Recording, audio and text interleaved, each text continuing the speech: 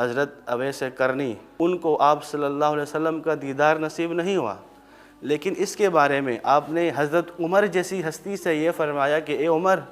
اگر آپ کی ملاقات اویس کرنی سے ہو جائے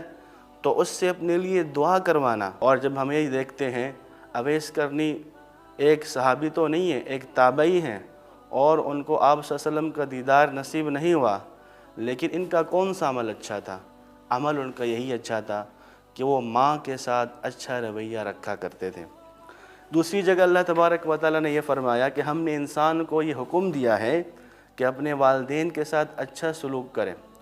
ایک صحابی حضرت سعد بن معاذ رضی اللہ تعالیٰ عنہ نے جب اسلام قبول کیا تو ان کی والدہ ان سے ناراض ہو گئیں اور یہ کہنے لگیں کہ میں اس وقت تک کچھ بھی نہیں کھاؤں گی جب تک تم اپنے اس دین کو چھوڑ دو۔ سعد بن معاذ رضی اللہ تعالیٰ عنہ فرماتے ہیں کہ